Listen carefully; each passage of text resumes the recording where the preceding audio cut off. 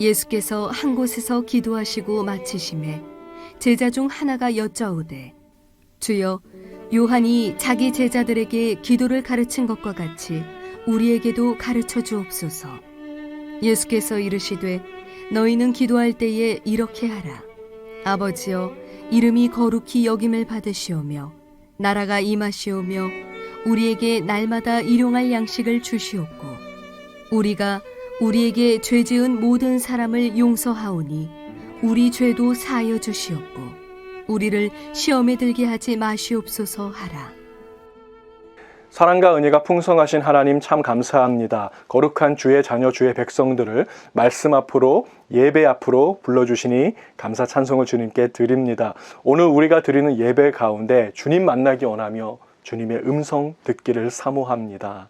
아버지, 부족한 종이 이 자리에 주의 말씀 들고 이 앞에 섰습니다. 저 혼자 선 것이 아니라 우리 주님께서 이 자리에 함께 서 계시기 때문에 하나님의 생명의 말씀이 선포될 때에 이 말씀 듣는 자들마다 그 영혼이 살아나는 역사가 있도록 이 시간을 축복하여 주시옵소서. 감사하며 우리 주 예수님의 이름으로 간절히 기도하옵나이다.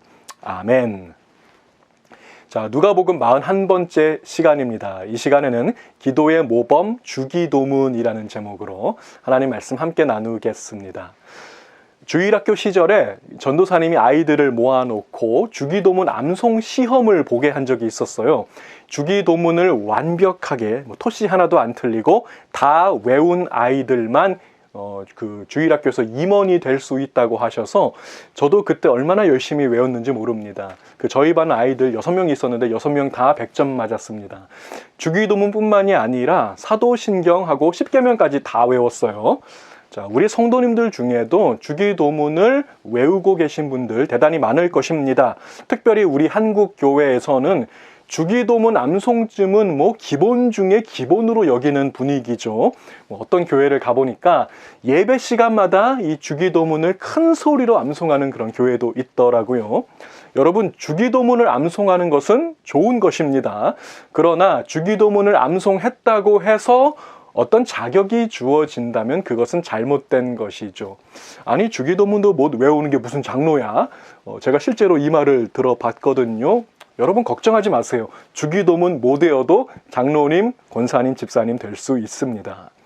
주기도문, 주기도문 요 네 글자에서 가운데 있는 두 글자죠. 기도를 빼면 뭐가 남아요? 주문, 주문이 남죠.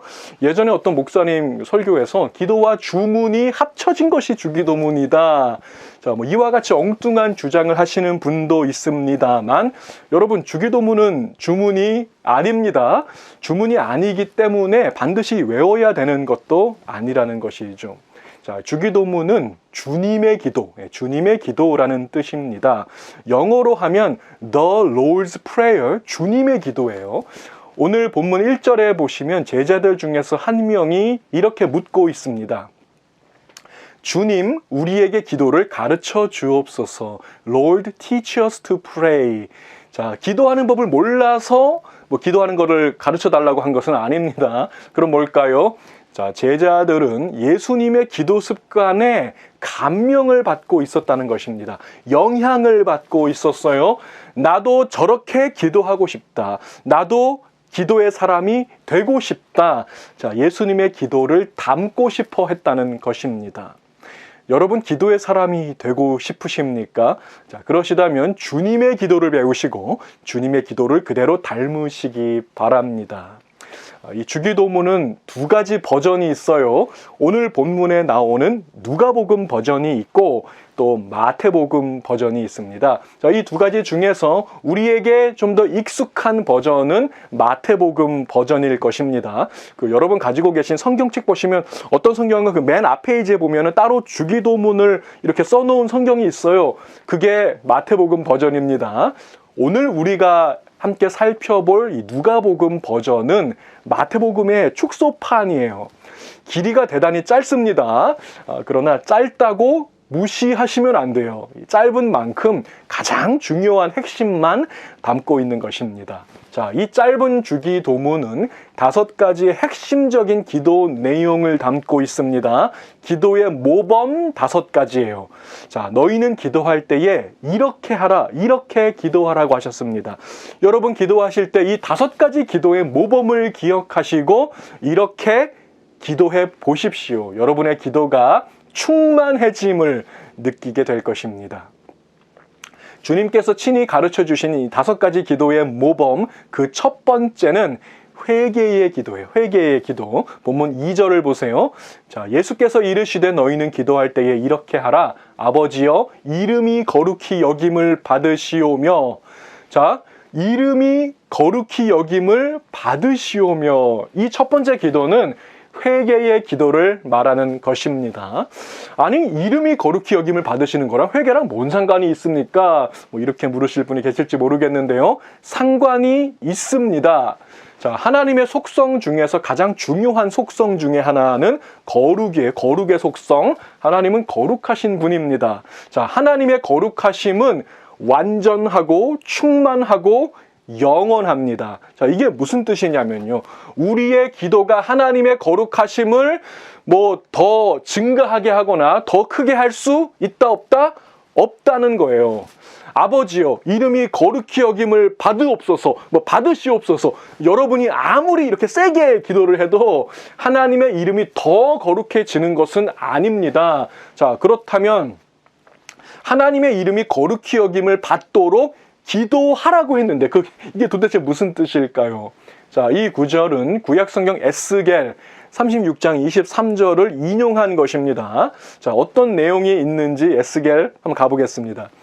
여러 나라 가운데에서 더럽혀진 이름, 곧 너희가 그들 가운데에서 더럽힌 나의 큰 이름을 내가 거룩하게 할지라. 자, 하나님의 이름이 더럽혀졌습니다. 누구에 의해서? 너희가 그들 가운데에서 더럽힌 나의 큰 이름이라고 했습니다. 누구입니까? 하나님을 믿는다고 하는 주의 백성들이, 주의 자녀들이 주님의 이름을 더럽혔다는 것입니다. 사실 하나님을 아예 안 믿는 사람들은요, 하나님의 이름을 더럽힐 수가 없습니다. 자, 여기 아빠하고 아들이 있어요. 요 아들이 잘 커서 공부도 잘하고 훌륭한 사람이 되면 아빠가 칭찬을 받습니다. 아들 잘 키웠다고.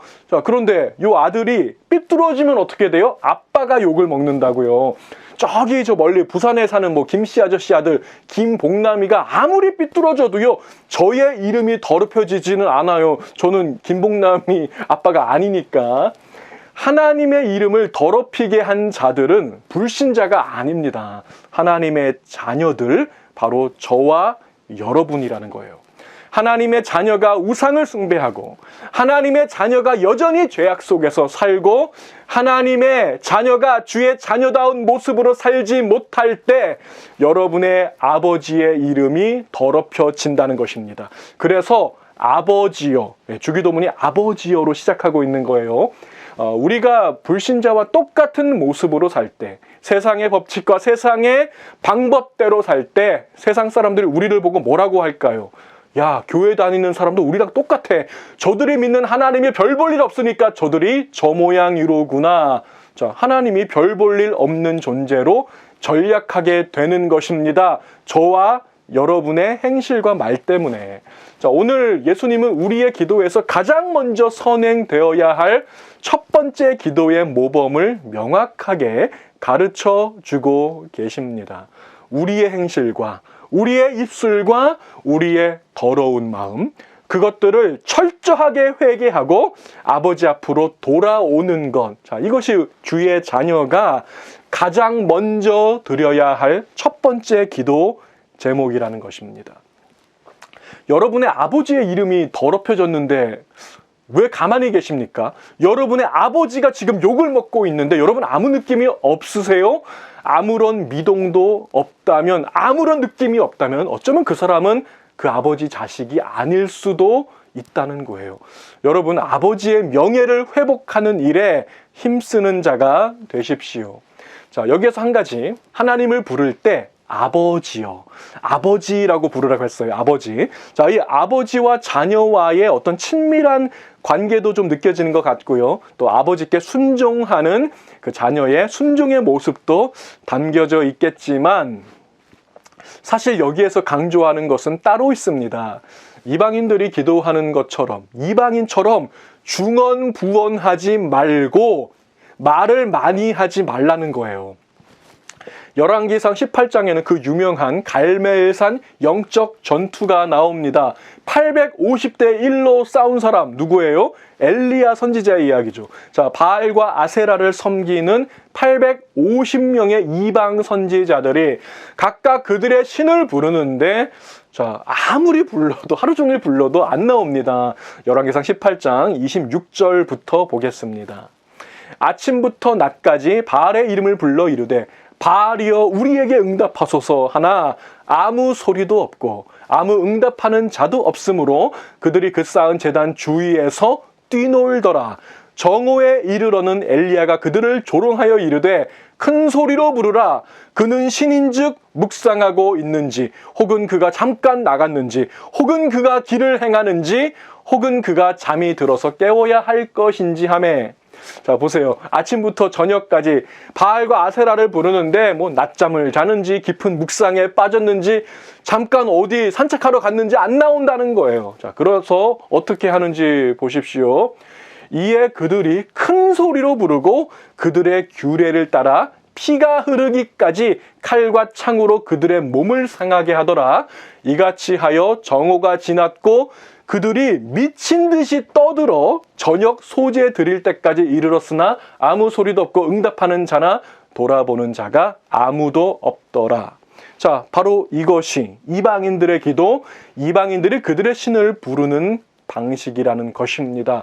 큰 소리로 부르고 뛰놀면서 온갖 난리 법석을 떨면서 부르고 미친 듯이 부르고 자기 몸을 자해하면서까지 부르고 오랜 시간 동안 부른다는 거예요. 자, 여러분 한번 생각해 보십시오. 아침부터 저녁까지 적어도 한 10시간 이상 될 것 같은데요. 자, 아침부터 저녁까지 그들의 신을 부르는데 자, 뭐라고 하면서 불렀을까요?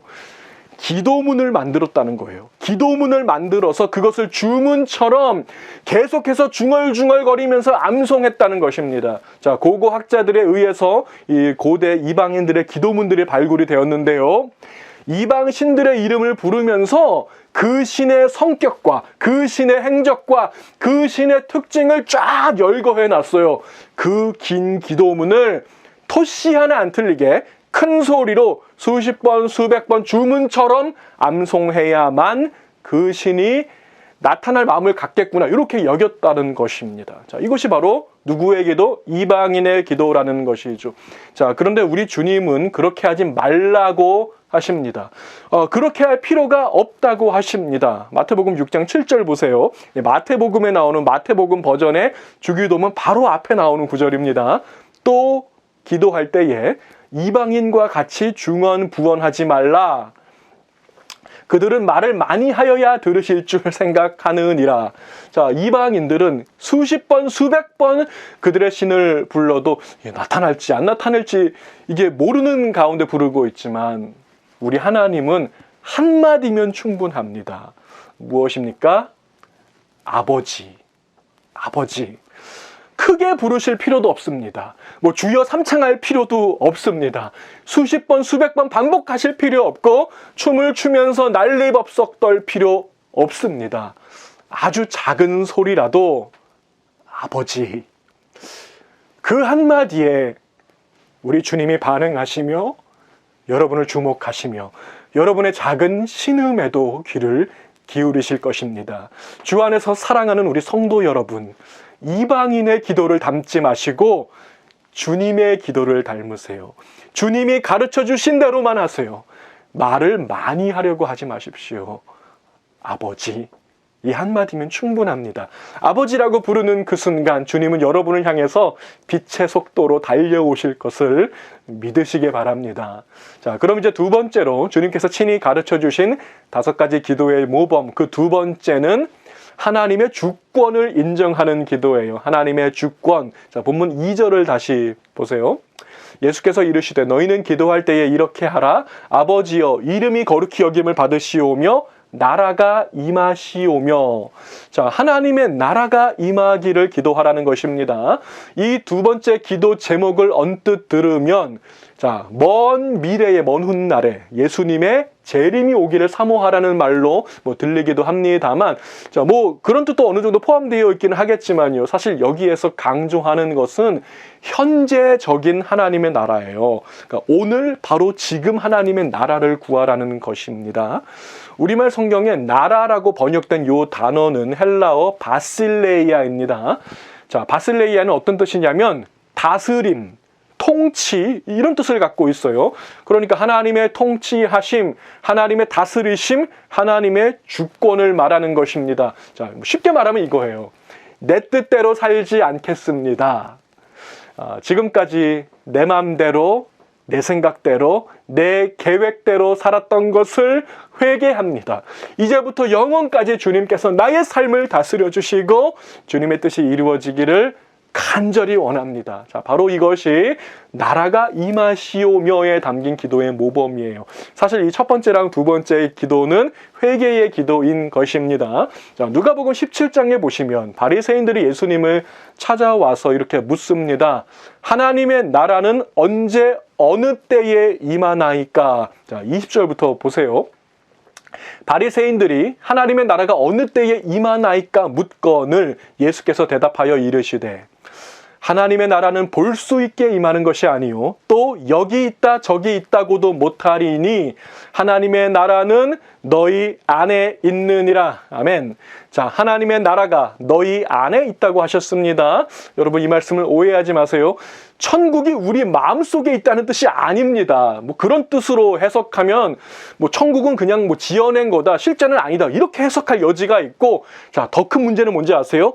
바리새인들의 마음속에 천국이 있다는 뜻이 되잖아요. 그런 뜻이 아닌 것입니다. 자, 21절 말씀을 새 번역으로 보겠습니다.